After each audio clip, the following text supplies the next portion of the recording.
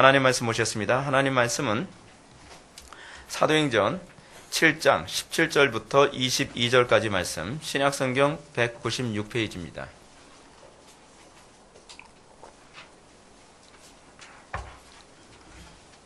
신약성경 196페이지, 사도행전 7장 17절부터 22절까지 말씀 찾으셨으면 제가 봉독하겠습니다.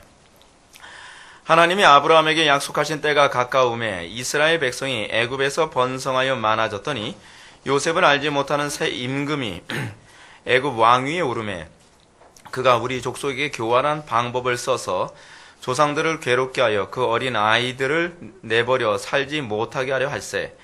그때 모세가 낳는데 하나님 보시기에 아름다운지라 그의 아버지 집에서 3달 동안 길리더니 버려진 후에 바로의 딸이 그를 데려다가 자기 아들로 기르매 모세가 애굽 사람의 모든 지혜를 배워 그의 말과 하는 일들이 능하더라. 아멘.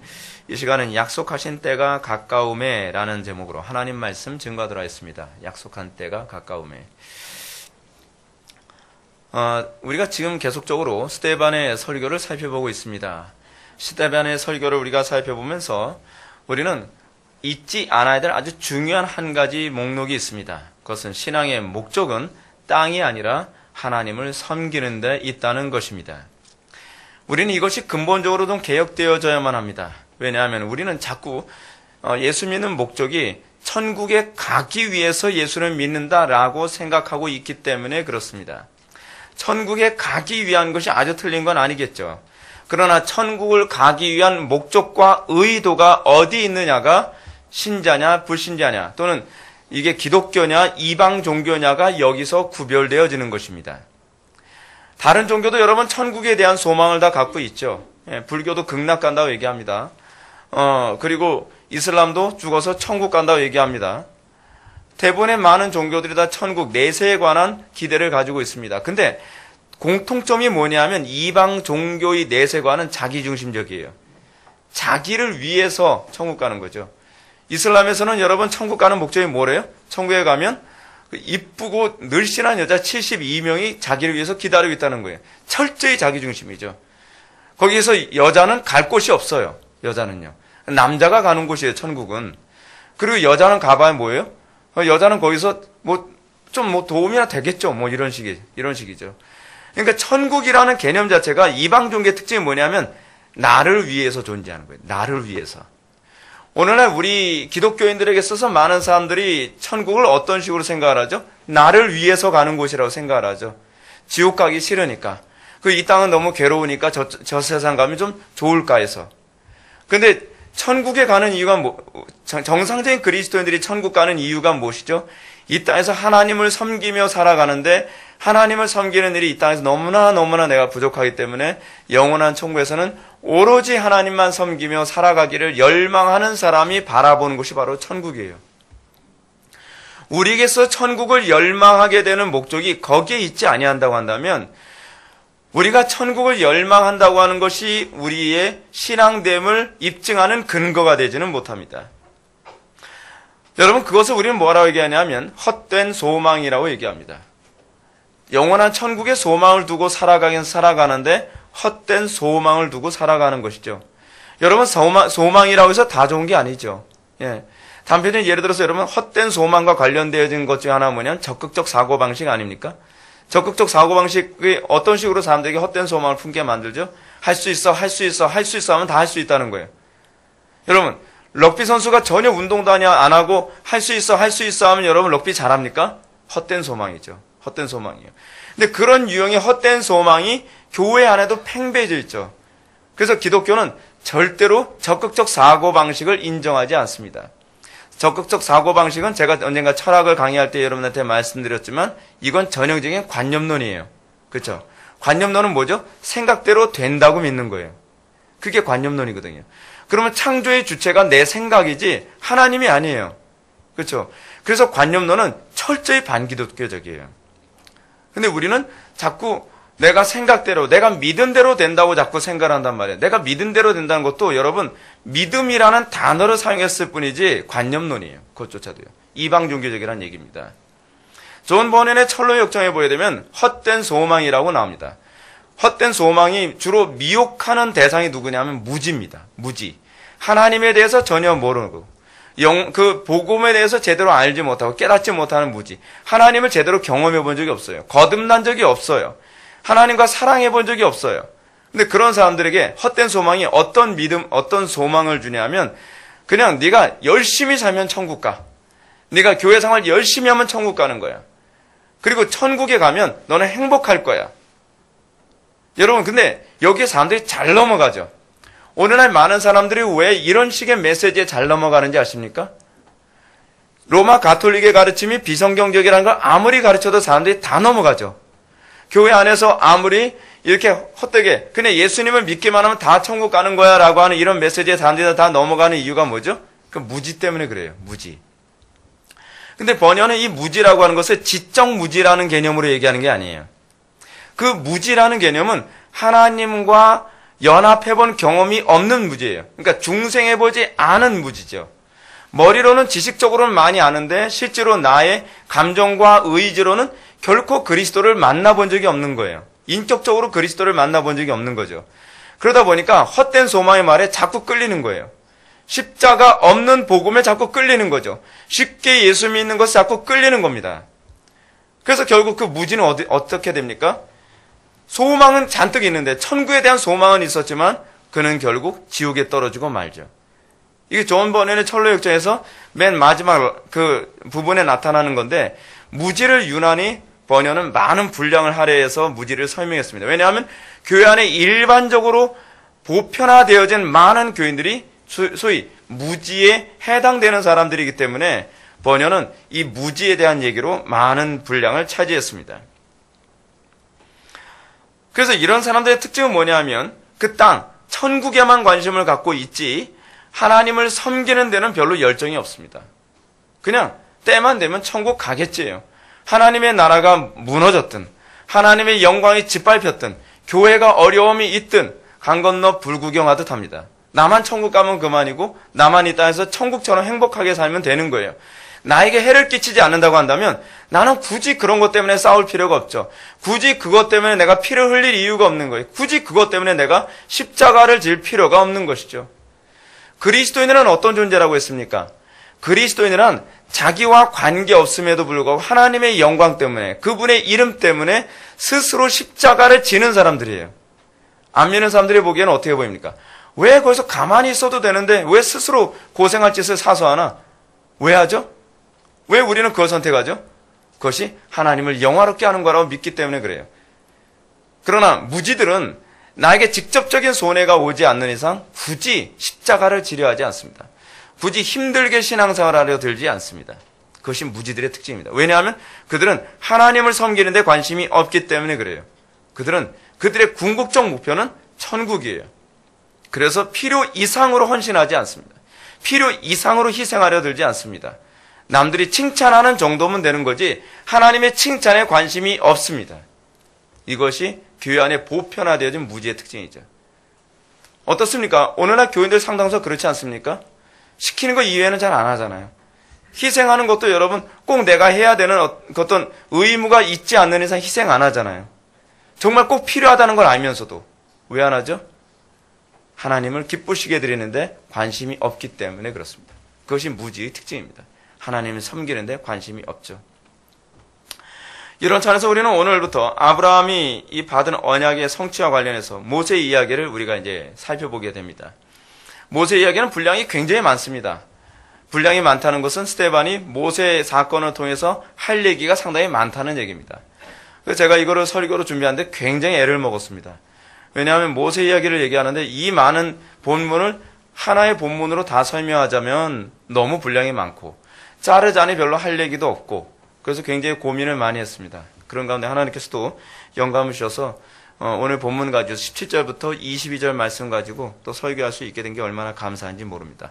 17절과 18절 말씀 다 같이 한번 읽어보시겠습니다. 시작. 하나님이 아브라함에게 약속하신 때가 가까우니 이스라엘 백성이 애굽에서 번성하여 많아졌더니 그들을 알지 못하는 새 임금이 여호와 왕에 오르네. 아멘. 스데반은 이제 요셉의 이야기를 했다가 이제 아브라함이 하나님께 받은 언약이 어떻게 모세를 통해서 성취되어져 가는지에 대해서 이제 얘기하고자 합니다. 본질에서 하나님께서 약속하신 때가 오매, 여러분 굉장히 흥미로운 게 뭐냐면 오늘 본문에서는요, 때에 관해서 두 번 얘기를 합니다. 17절에서 하나님께서 약속하신 때가 이름에 뭐 이런 얘기가 나오고요. 또 어디서 때가 나오죠? 20절 보면 그때에 모세가 낳는데, 여러분 구약 성경에서 항상 때라고 하는 표현은 굉장히 신학적인 의미가 있습니다. 예를 들어서 욤, 날, 그 때, 그건 하나님의 주권과 관련을 맺고 있는 것입니다. 그래서 욤이라든지 그렇지 않으면 이 때와 관련된, 그러니까 날이라든지 때라고 하는 표현에 나온 것은 하나님께서 언약을 성취하는 어떤 시점을 얘기할 때, 하나님께서 그분의 주권적으로 어떤 일을 행하신다라는 것을 얘기할 때 항상 때라는 말과 날이라는 말을 항상 언급합니다. 이게 굉장히 중요한 신학적인 의미를 가지고 있어요. 그래서 이 욤, 또 날이라는 것과 관련해서 논문이 많이 나옵니다. 자, 근데 여기서 보게 되면 때가 됐습니다. 하나님께서 약속하신 때가 가까이 오니까 두 가지 현상이 나타납니다. 여러분들 이걸 여러분들 삶 속에 잘 적용해 보십시오. 그러면 때가 다 됐구나라고 하는 것을 알 수 있습니다. 주님 오실 때가 됐을 때 나타난 현상하고도 굉장히 흡사합니다. 그건 하나님께서 계속 창세기 때서부터 사이클로 계속 우리들에게 보여주시는 개념이에요. 그럼 어떤 현상이 나타나는가? 첫 번째는 이스라엘 백성이 애굽에서 번성하게 된 것이고요. 두 번째는 뭐냐면 애굽에서 새로운 왕이 통치를 시작하게 된 것입니다. 근데 엄밀히 얘기하면 이스라엘 백성이 애굽에서 번성하게 됐다는 것보다 이스라엘이 그것 때문에 고난을 당하지 않았습니까? 그것 때문에 박해를 받죠. 핍박을 받죠. 이게 주님의 때와 관련된 부분들이에요. 지금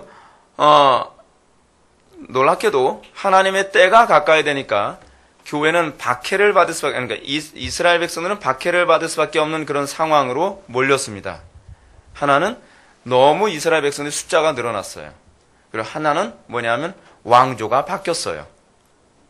왕조가 바뀌었다는 것이 뭐로 의미하냐면 과거에 이 히브리인들에게 호의적이었던 왕조가 이제는 히브리인들에게 적대적인 왕조로 바뀌었다는 얘기입니다. 근데 왜 하나님께서는 이렇게 하셨는가? 그것은 하나님께서 이 모든 것을 통해서 역사를 움직여 가시는 거예요. 근데 여기서 우리가 흥미로운 점 하나 좀 보게 됩니다. 여러분들은 구약성경에서 애굽이 하도 자주 나오니까 애굽이 구멍가게처럼 여러분 여겨질 수 있을지 모르지만 고대 근동사회 안에서 애굽은요 마치 미국 같은 나라입니다.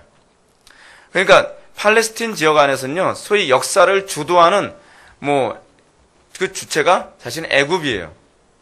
근데 여러분 보십시오.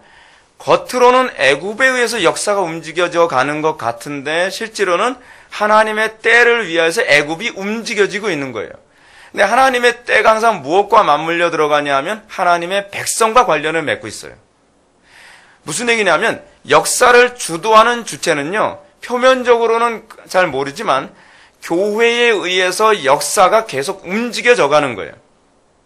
지금 하나님께서는 이스라엘 백성들을 애굽에서 구출하여 그들을 가나안 땅에 몰아넣기 위해 하나님께서 어떤 엄청난 일을 벌이셨어요? 애굽에 하나의 왕조가 무너지게 하시고 그리고 새로운 왕조가 세워지게 하셨다는 겁니다. 엄청난 지각 변동이 일어난 거예요.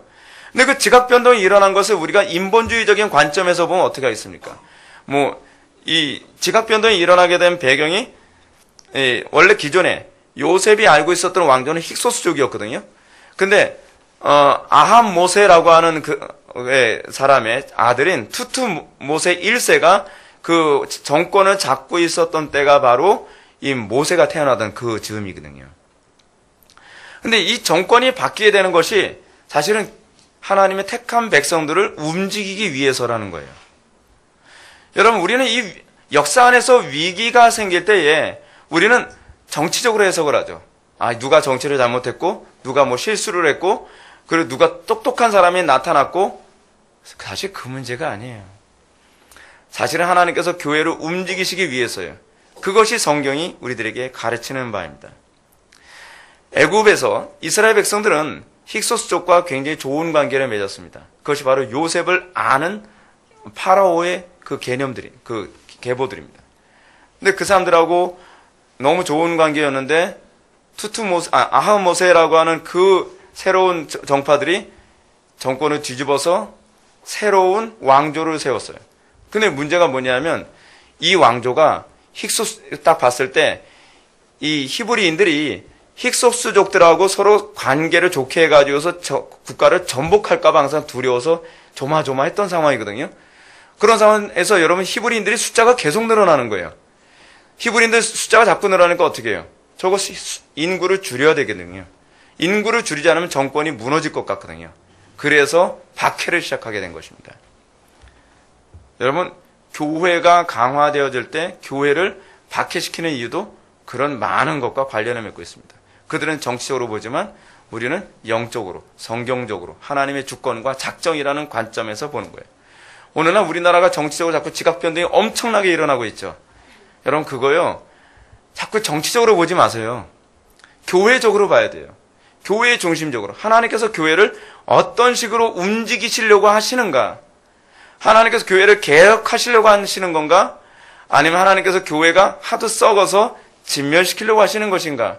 항상 교회를 중심적으로 보셔야 역사에 대한 해석이 정확하게 나옵니다. 그러므로 투트모스 1세는 자동적으로 히브리인들이 번성을 저지하는 데 모든 힘을 기울였습니다. 이 사실을 스데반은 19절의 말씀을 통해서 다음과 같이 언급합니다. 그가 우리 조상들에게 교환하는 방법을 써서 조상들을 괴롭게 하여 그 어린 아이들을 내버려 살지 못하게 하려 할세. 하나님의 언약 가운데 번창하게 된 하나님의 백성은 이제 그 번창 때문에 심각한 위기에 처하고 말았습니다. 교회가 번창 때문에 심각한 위기에 처한 케이스는 굉장히 많습니다. 초대교회도 그랬습니다. 초대교회 때 하루에도 3,000명, 하루에도 막 5,000명이 예수를 믿게 됐습니다. 뭔가 잘 돼가는 것 같죠. 근데 그것 때문에 박해가 오기 시작했습니다. 그래서 이 박해, 사실 이 박해의 도화선이 바로 이 스데반의 설교 아닙니까?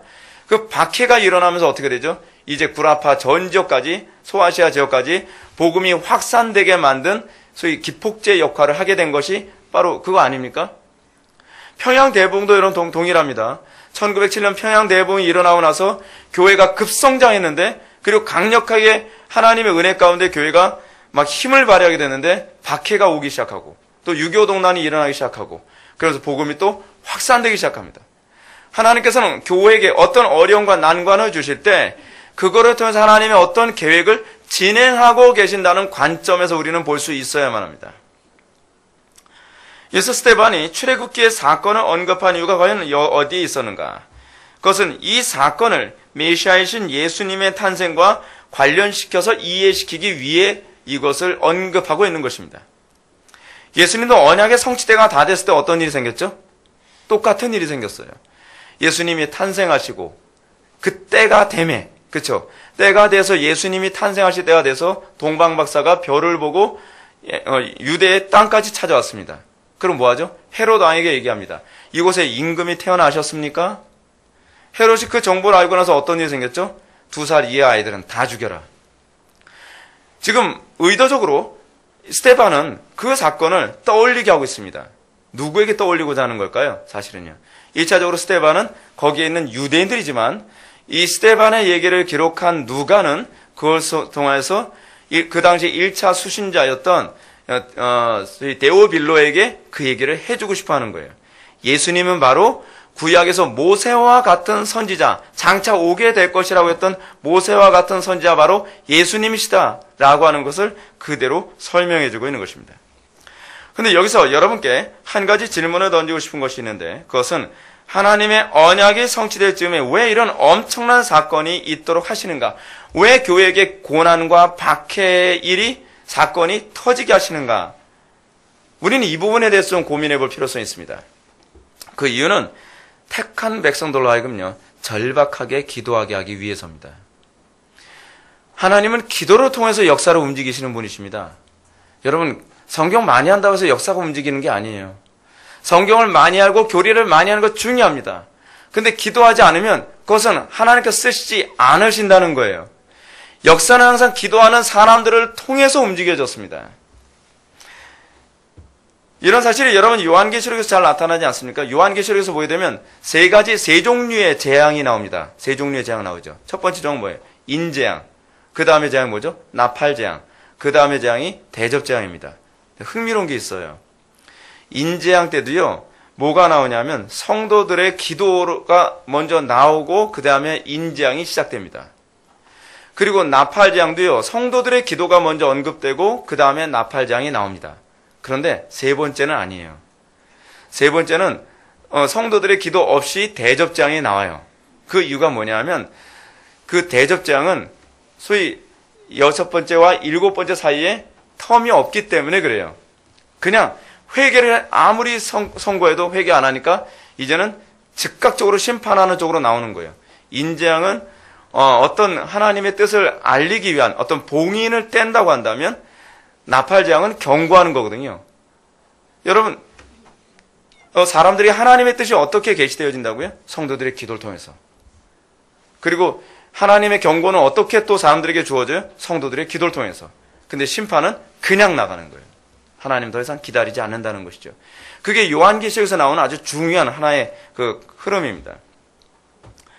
그래서 여러분, 성도가 기도하지 않고 한 사람이 회심하는 법은 없습니다. 성도가 기도하지 않고 역사가 움직여지는 법이 없습니다. 왜 하나님께서는 기도를 사용하시죠?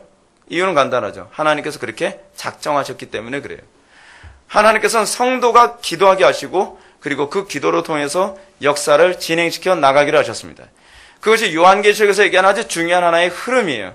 인류 역사, 하나님께서 모든 역사를 움직이실 때에 하나님께서는 경건한 백성들의 기도를 사용하시고 그 경건한 백성의 기도를 통해서 역사가 진행해 나가도록 하셨습니다. 이것이 부흥이 일어나는 방식입니다. 부흥은 하나님께서 부흥을 일으키시고자 작정하십니다. 그건 교회적으로도 그렇고, 그런데 가정적으로도 그렇고, 국가적으로도 그렇습니다. 하나님께서 부흥을 일으키시고자 작정하실 때 하나님께서 첫 번째 하시는 일이 무엇이냐면 그의 택한 백성들로 하여금 기도하게 하시는 것입니다. 절실하게 기도하게 하시는 것입니다. 기도하기 때문에 부흥이 일어나는 것이 아니라 하나님께서 부흥을 일으키실 때가 될 때에 항상 하나님께서는 우리를 기도하게 하신다는 사실입니다. 그래서 기도하지 않는 교회, 기도하지 않는 국가, 기도하지 않는 민족은 소망이 없다고 하는 이유가 바로 거기에 있습니다. 여러분, 교리 많이 가르치면서도 여러분 망한 교회 많습니다. 여러분, 교회 많이 가르치면서도 타락한 나라 많습니다. 그 대표적인 나라가 어디죠? 화란이에요. 화란. 화란이 여러분 동성결혼 합법화 가장 첫 번째로 한 1호 나라입니다. 근데 개혁주의 교리를 가르치는 본산지가 화란이거든요. 근데 기도를 죽어라고 안 하는 나라로 유명한 나라예요. 기도 안 하면요 소망 없어요. 기도해야 돼요. 왜냐하면 하나님께서는 기도를 통해서 역사하시기로 작정하셨기 때문에 그래요. 아무리 탁월한 교리를 많이 알고 있어도요, 하나님께서 기도를 안 하면 하나님께서는 더 이상 그 나라, 그 교회를 쓰지 않으십니다. 그래서 여러분 기도하는 교회가 많은 나라를 선교하는 나라로 쓰시잖아요. 근데 기도하지 않으면 절대로 하나님께서 쓰지 않으시죠. 그래서 제가 기도를 굉장히 많이 강조하는 이유가 그래서 그렇습니다. 기도를 게을리하지 마십시오. 기도를 게을리하는 것은 성도가 숨 쉬지 않고 사는 것만큼 보다 더 어렵다고 루터가 얘기하지 않았습니까? 이건 절대로 불가능한 일입니다. 교회는요, 기도가 생명입니다. 기도만 살아있다면 소망이 있습니다. 그러나 극도의 절망적인 상황에서 기도를 하지 않거나 기도를 하지 못하는 상태가 되었다면 그것이야말로 가장 절망적인 상황입니다. 저는 오늘날 절망적인 한국의 상황을 들여다보고 있습니다. 그런데 정말 절망적인 상황이라고 했을 때 무엇이 더 절망적이냐면 기도하지 않고 있는 모습이 더 절망적입니다. 여러분, 기도하면 살 길이 열립니다. 기도하면 하나님께서 우리를 반드시 지키시고 인도하십니다. 그런데 기도하지 않는다는 것은 하나님께서 그 나라를 통해서 또는 그 백성을 위해서 또는 그 가정을 위해서 하나님께서 하실 일이 없다는 얘기거든요. 두려운 거 아닙니까? 나의 삶 속에 문제가 있는데 기도가 안 돼요. 기도가 안 된다고 여러분 넋을 놓고 있겠습니까? 기도가 안 돼서 기도를 안 한다? 기도를 안 한다는 건 뭘 의미하죠? 하나님께서 역사 안 하시겠다는 것과 동일한 개념이에요. 마치 이건 뭐가 똑같냐면 나에게 질병이 있는데 이 질병 문제를 그리스도께 가지고 가서 매달려야 되는데 그리스도께 가지고 가서 매달릴 의지가 없다는 거예요. 그러면 이거는 질병 해결될 일이 없죠. 여러분, 이것과 관련해서 우리가 좀 기억해야 될 게 히스기야 사건입니다. 이사야서 37장에 보게 되면 히스기야의 기도가 언급되어 있습니다. 근데 히스기야 기도가 어떤 상황이었냐면 아수르의 사네립이 이 남유다를 징벌하기 위해서 몰려옵니다. 너무나 많은 군대들이 그 성을, 예루살렘 성을 완전히 감싸고 있어서 저항할 수 있는 어떤 방법이 없습니다. 그런 상황에서 랍사게라고 하는 사람이 와가지고 히브리인들에게 히브리어 방언으로 그 성을 향해서 막 얘기를 합니다. 여호와 믿지 마라. 너희 왕 히스기야가 뭐 여호와 하나님만 믿으면 뭐 살 길이 열린다고? 그런 말 믿지 마라. 수많은 신들이 다 아수르를 대적한다고 했지만 결국 아수르가 들어가서 그 신들 다 초토화됐다. 그런 거 믿지 마라. 항복해라. 너희들이 지금 항복하지 않으면 너희들의 소변으로 너희들의 물을 삼을 것이고 너희들의 대변으로 너희들의 양식을 삼게 될 것이다. 온갖 협박을 당하는 거예요. 얼마나 끔찍합니까? 얼마나 끔찍해요. 그렇게 해서 히스기야의 항복을 받아내려고 가즈네를 닫습니다. 여러분, 이게 어느 정도 그 당시에 공포스러웠는지를 제가 본문은 좀 길지만 제가 읽어드리겠습니다. 이에 랍사게가 일어나서 유다 방언으로 크게 외쳐 이르되 너희는 대왕 아수르 왕의 말씀을 들으라. 왕의 말씀에 너희는 히스기야에게 미혹되지 말라. 그가 능히 너희를 건지지 못할 것이라. 히스기야가 너희에게 여호와를 신뢰하라는 것을 따르지 말라. 그가 말하기를 여호와께서 반드시 우리를 건지시리니 이 성이 아수르 왕의 손에 넘어가지 아니하리라 할지라도 히스기야 말을 듣지 말라. 아수르 왕이 또 이같이 말씀하시기를 너희는 내게 항복하고 내게로 나오라. 그리하면 너희가 각각 자기 포도주와 자기의 무화과를 먹을 것이며 각각 자기의 우물물을 마실 것이요 내가 와서 너희를 너희 본토와 같이 곡식과 포도주와 떡과 포도원 있는 땅으로 옮기기까지 하리라. 혹시 히스기야가 너희에게 이르기를 여호와께서 우리를 건지시리 할지라도 속지 말라. 열국의 신들 중에 자기 땅을 아수르 왕의 손에서 건진 자가 있느냐? 하맛과 아르밧의 신들이 어디 있느냐? 스발와임의 신들이 어디 있느냐? 그들이 사마리아를 내 손에서 건져내어 이 열방의 신들 중에 어떤 신이 자기의 나라를 내 손에서 건져내었기에 여호와가 능히 예루살렘을 내 손에서 건져내겠느냐 하셨느니라 하니라. 여러분, 얼마나 무서웠을까요? 얼마나 공포에 떨었을까요? 랍사게의 이런 말은 히스기야의 간담을 녹이기에도 충분했습니다. 히스기야가 랍사게의 말을 듣고 너무나 절망합니다. 너무나 절망한 나머지 자기 옷을 찢고 굵은 베옷을 입고 여호와의 전으로 달려가서 간절히 매달리기 시작합니다. 하나님 살려주세요. 하나님 도와주세요. 하나님 이 위기에서 나를 건져주세요. 근데 이 기도가 너무나 절박하지만 옆에서 보기에 뭔가 부족한 것 같은 거예요. 그러니까 왕궁 맡은 자들이 선지자 이사야에게 찾아와서 이렇게 얘기합니다. 그들이 이사야에게 이르되 히스기야의 말씀에 오늘은 환난과 책벌과 능욕의 날이라 아이를 낳으려 하나 해산할 힘이 없음 같도다. 히스기야는 내가 아무리 기도하지만 도무지 이 기도가 상달되지 않는 것 같아서 막 못 견디겠다는 거예요. 아이를 낳으려 하나 해산할 힘이 없는 거예요. 응답받을 자신이 없는 것 같아요. 보니까. 근데 여기서 히스기야 표현이 아주 적절합니다. 왜냐하면 위기 순간에 절규하는 기도란 하나님의 언약이 성취되는 원동력이기 때문에 그렇습니다.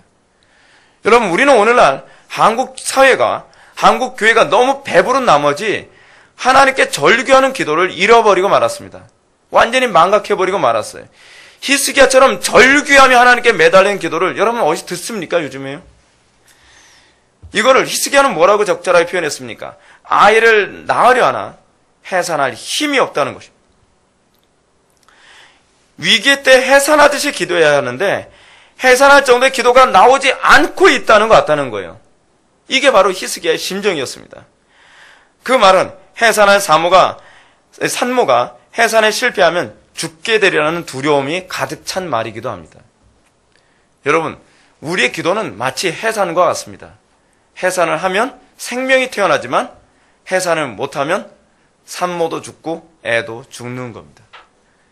기도는요, 그렇게 하는 겁니다. 기도는 내가 해산하지 못하면 죽을 것이다 라는 각오로 하는 것이 기도입니다. 한국 초대교회 때에 우리의 신앙의 선배들은 그렇게 기도했습니다. 우리 어머니들은 그렇게 기도했습니다.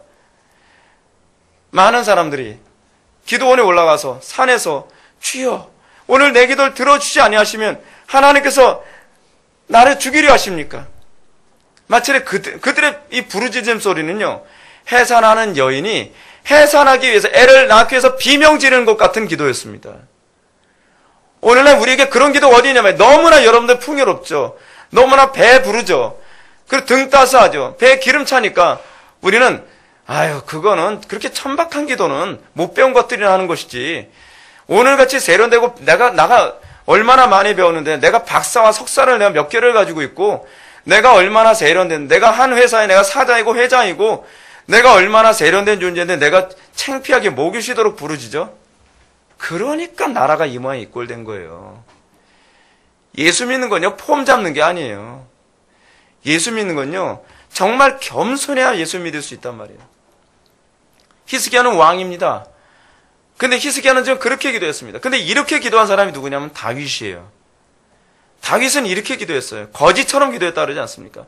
내가 거지처럼 하나님께 구걸하듯이 기도합니다. 이것이 다윗의 겸손함이에요. 오늘날 한국교회 교인들에게 필요한 겸손함이란 바로 이런 겸손함이 아닐까 하는 생각이 듭니다. 왕궁 맡은 자들이 이렇게 얘기합니다. 히스기야 이렇게 얘기합니다. 환난과 책벌과 능욕의 날이라. 무슨 얘기입니까? 해산 못하면 이제 죽게 생겼구나. 이 얘기를 듣고 나서 이사야는 이렇게 대답합니다. 이사야가 그들에게 이르되 너희는 너희 주에게 이렇게 말하라. 여호와께서 이같이 말씀하시되 너희가 들은 바 아수르 왕의 종들이 나를 능욕한 말로 말미암아 두려워하지 말라. 보라, 내가 영을 그들 속에 두리니 그가 소문을 듣고 그의 고국으로 돌아갈 것이며 또 내가 그를 그의 고국에서 칼에 죽게 하리라 하셨느니라 하니라. 아멘. 이러한 이사야의 예언은 그때로 성취되어집니다. 아침에 일어났더니 예루살렘 성 주변에 아수르 군사들이요 하룻밤 사이에 18만 5천 명이 죽었어요. 어떻게 그게 가능할까요? 하나님이시니까 가능한 거예요. 이것이 우리가 믿어야 될 거예요. 우리는 자꾸 우리 인간의 지혜로 어떻게 저 18만 5천 명을 다 제거할까? 근데 하나님께서는 전능하신 방법으로 우리의 기도만을 가지고서 대적자들을 하루아침에도 다 죽일 수 있다는 것입니다. 우리가 이 믿음 가지고 기도할 수 있어야만 합니다. 저는 오늘날 이런 기도가 그리스도인들의 가장 중요한 무기라고 생각을 합니다. 근데 우리는 그 무기를 내팽개쳐 버리고 우리는 우리의 힘으로 대적들을 이기겠다고 하고 있습니다. 그러니 싸움이 되겠습니까? 하나님이 움직이시면 하룻밤에 다 죽고 아무도 희생하지도 않고서 다 죽일 수도 있는데 우리는 내 지혜와 내 수단과 내 방법으로 싸워보겠다고 하고 하나님 잠깐 비켜보세요. 제가 조금 자신이 있거든요. 제가 저놈 정도는 제 힘으로 할 수 있을 것 같아요. 이러니까 우리는 패배를 연속하는 것 아니겠습니까?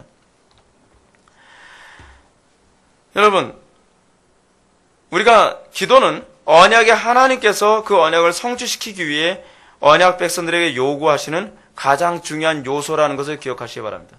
하나님께서는 어느 시대든지 언약을 우리와 약속하신 것을 성취하실 때 우리가 넉넉히 가만히 있으면 성취해 주시는 것이 아니라 우리를 하여금 먼저 기도하게 하시고 정말 히스기야처럼 간절히 기도하게 하신 후에 그 다음에 언약이 성취되는 것입니다. 여러분 거룩이 어떻게 옵니까? 여러분들 죄의 문제가 어떻게 옵니까? 죄의 문제를 어떻게 해결하죠? 가만히 있어. 나 거듭났으니까 그 다음부터 막 죄 문제가만 해결됩니까? 그렇게 하지 않아요. 하나님께서는 틀림없이 우리의 죄를 씻어주신다고 약속하셨지만 그것은 우리가 하나님께 간절히 기도하고 매달릴 때에 씻어주심으로써 그 죄가 사라진 것이 우연의 결과가 아니라 하나님의 은혜의 결과라는 것을 우리의 입으로 찬송받기 원하시는 것입니다. 기도하지 않고서 여러분 18만 5천 명이 죽어나왔으면 어떻게 했을까요? 운이 좋았다라고 하겠죠. 갑자기 어떻게 그러냐? 운이 좋았다. 하나님이 하셨다라고 하지 않을 것입니다. 그러나 너무나 절실하게 하나님께 매달렸고 히스기야의 응답대로 됐기 때문에 하루아침에 18만 5천 명이 그 자리에서 다 죽어나간 것입니다. 여기 아수르 왕 사네립이 너무나 황당한 나머지 잔존한 군사들을 데리고서 다시 본국으로 돌아갑니다. 그리고 이 선지자 이사야의 예언처럼 본국으로 돌아가서 자기 신전에 가서 경배할 때에 자기 두 아들이 와서 자기 아들들이 와가지고 그 사네립을 죽이고 선지자 이사야의 예언이 그대로 성취되고 맙니다. 우리가 진정으로 하나님의 언약을 믿는다고 한다면 여러분들이 해야 될 건 무엇입니까? 그것은요 어떤 특정한 행동이 아닙니다. 기도입니다. 제가 여러분들한테 이렇게 말씀드리고 싶습니다. 여러분들은 꼭 이렇게 얘기할 겁니다. 그럼 목사님, 그러면 행동을 안 해도 된다는 얘기인가요? 아니요, 그 얘기가 아닙니다. 그런 질문을 하는 사람들의 공통점이 뭐냐면 기도가 우리를 행동하게 만든다는 걸 모르는 사람들이 자꾸 그런 얘기를 해요. 성경적인 기도는 반드시 우리를 행동하게 만듭니다. 근데 그 행동은 반드시 우리에게서 나온 것이 아니라 하나님에게서 나와야만 합니다. 기도하지 않고 행동하는 것의 문제는 무엇이냐면 하나님에게서 나온 행동이 아니라 믿음의 행동이 아니라 자기의 의의 행동이고 자기의 지성의 행동이고 자기의 의지의 행동이라는 것이 문제라는 겁니다. 우리는 모든 행동이 항상 하나님의 주권 아래서 하나님의 감동으로 믿음으로 나오는 행동이어야만 합니다. 바울이 뭐라고 얘기합니까? 믿음으로 하지 않은 것은 다 죄니라. 로마서에서 얘기하고 있지 않습니까? 근데 우리는 자꾸 이렇게 행동합니다. 우리는 하나님을 믿는 믿음 안에서 기도하는 가운데에 성령께서 우리에게 행하게 만드시는 것을 기초로 하여 행동하지 않고 우리는 내 의지로 행동하고 하나님께서 왜 안 들어주셨냐라고 우리는 불평하기 좋아합니다. 예를 들어 봅시다. 여러분, 이건 완전히 다른 얘기입니다. 어떤 이방인이 어느 날 베드로에게 와서 말씀을 전해달라라고 했습니다. 근데 베드로는 기도하는 가운데 하나님께서 보냄을 받지 않고 자기 스스로 갔다고 얘기한다면 그거는 자기 행위가 됩니다.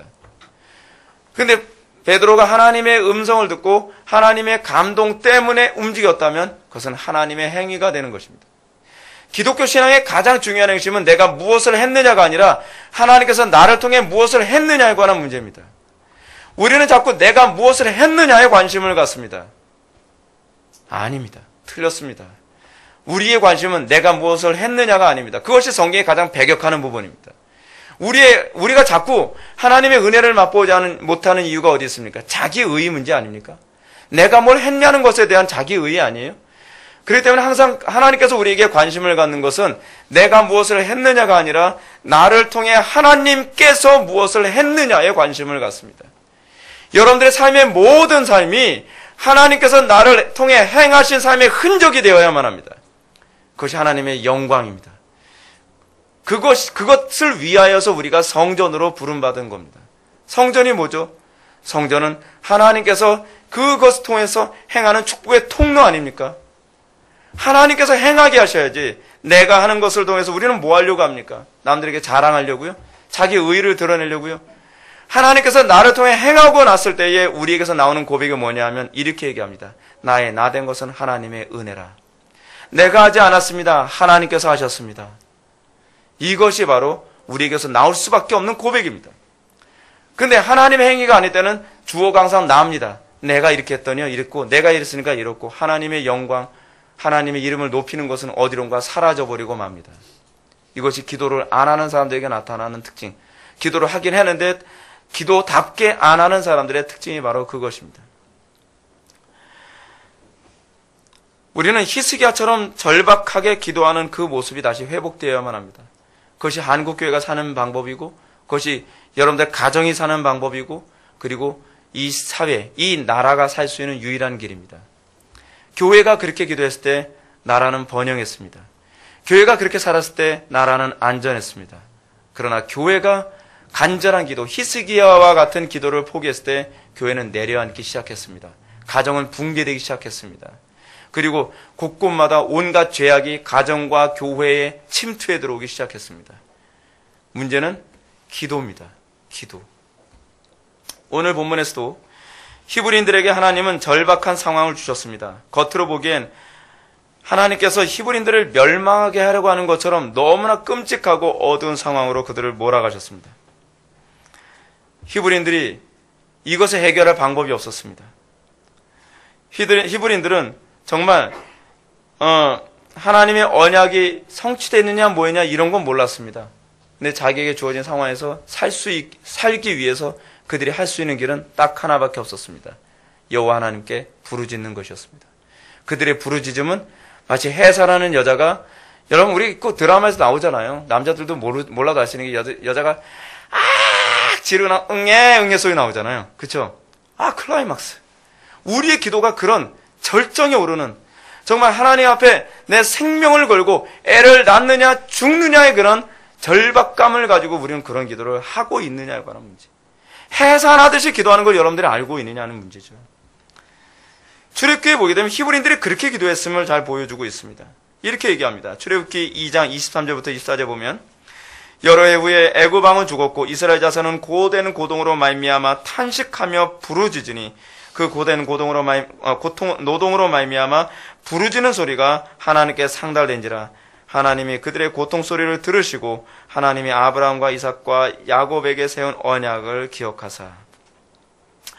여러분, 항상 여기서 사용된 이 부르짖다라고 하는 이 단어, 이 히브리어 단어가 굉장히 독특한 단어입니다. 부르짖다라고 하는 이 단어가 히브리어로 차크라고 하는 단어를 사용하는데, 이 차크라고 하는 단어가 나오면 항상 같이 딸려 나오는 단어가 있어요. 뭐냐면 하나님께서 들으셨더라예요. 그러니까 응답받는 기도와 관련해서 항상 나올 때 나오는 히브리어가 차크 또는 자크라고 하는 단어가 나옵니다. 오늘 여기서도 그 단어가 또 언급됐어요. 하나님께 부르짖었더니, 차크했더니 하나님께서 어떻게 해요? 여기서 그들의 고통 소리를 들으시고 언약을 기억하셨다, 응답하셨다는 것이죠. 다시 말해서 아무 기도나 하나님께서 응답하시는 게 아닙니다. 아무 기도나 상달되는 게 아니라는 거예요.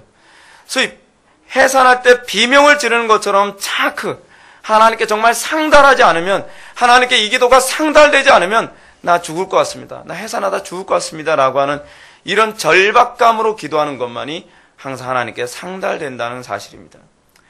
그러므로 오늘 본문을 통해서 스데반은 이스라엘의 고통과 아울러 모세가 세상에 등장하게 된 것을 보여줍니다. 20절부터 22절 말씀 보면, 그때 모세가 낳는데 하나님 보시기에 아름다운지라 그의 아버지의 집에서 3달 동안 길리더니 버려진 후에 바로의 딸이 그를 데려다가 자기 아들로 기르매 모세가 애굽 사람의 모든 지혜를 배워 그의 말과 하는 일들이 능하더라. 아멘. 본절에서 또 그때라고 하는 말이 나오죠. 그때 뭐예요? 하나님의 언약이 성취되는 때에. 히브리인들의 절규하는 기도를 들으시고 하나님께서는 언약을 기억하시고 모세가 태어나게 하셨습니다. 그런데 예수 스데반은 출애굽기에서 그가 잘생긴 것을 보고를 모세가 낳는데 하나님 보시기에 아름다운지라 라고 표현하고 있습니다. 여러분 출애굽기에서 뭐라고 표현했다고요? 그가 잘생긴 것을 보고. 근데 여기서는 그 스데반이 뭐라고 표현하고 있어요? 모세가 낳는데 하나님 보시기에 아름다운지라. 왜 이렇게 표현했을까요? 그 예수님을 표현하기 위해서요. 예수님을 표현하기 위해서. 이건 모세가 바로 예수 그리스도의 예표라고 하는 것을 보여주기 위해서요. 예수 그리스도는 하나님 보시기에 아름다운 자이거든요. 그렇죠? 그리고 모세가 장성했을 때에 애굽 사람들의 모든 지혜를 배워 그의 말과 하는 일들이 능하더라. 말과 하는 일들이 능하더라. 이것도 예수님을 얘기하기 위해서입니다. 흥미로운 건 여러분, 이건 스데반이 설교했지만 이것을 기록한 것은 누가가 기록한 겁니다. 그래서 누가가 누가복음에서 예수님을 표현할 때 이렇게 표현했어요. 그게 아주 흥미로운 거예요. 누가복음 24장 19절에 보면 엠마오로 가는 두 제자가 있습니다. 엠마오로 가는 두 제자가 예수님을 만나죠. 예수님을 만나는데 그 예수님이 이럽니다. 무슨 일이냐? 라고 물으니까 두 제자가 예수님을 알아보지 못하고 예수님께 이렇게 얘기합니다. 나사렛 예수의 일이니 그는 하나님과 모든 백성 앞에서 말과 일에 능하신 선지자였거늘 라고 얘기합니다. 말과 일에 능하신 선지자. 근데 이 부분이 제가 헬라어를 찾아봤어요. 제가 이거 보니까 갑자기 누가복음이 떠올라서 헬라어를 찾아봤더니 헬라어 문장이 똑같아요. 같은 문장을 의도적으로 사용하고 있어요. 단어까지 똑같아요. 왜 그러냐면 지금 누가는 이 본문을 기록하면서 데오빌로에게 이 모세가 바로 예수 그리스도의 예표다라고 하는 것을 직감적으로 알도록 하기 위해 동일한 문장을 그대로 사용해서 지금 기록하고 있는 것입니다. 사랑하는 성도 여러분, 이제 결론으로 들어가겠습니다. 우리는 지난 시간에 스데반이 의도적으로 요셉의 예수 그리스도의 그림자 되심을 언급했다는 것을 알 수 있습니다. 이제 또 스데반은 이 모세가 바로 예수 그리스도를 예표하고 있다는 것을 또 우리들에게 암시해주고 있습니다. 이 암시를 통해서 스데반이 의도한 것이 무엇이었을까요? 구약성에 바로 예수 그리스도를 말하고 있다는 것을 그 유대인들에게 얘기하는 것입니다. 예수님이 성전과 율법을 모독한 자라고요? 아니라는 거죠. 예수님은 율법과 성전 그 자체시다라고 하는 것을 그들에게 설득하고자 하는 것입니다. 어떻게 자기 자신이 성전이고 자기 자신이 율법인데 어떻게 자기 자신을 부정할 수 있겠느냐라고 하는 겁니다.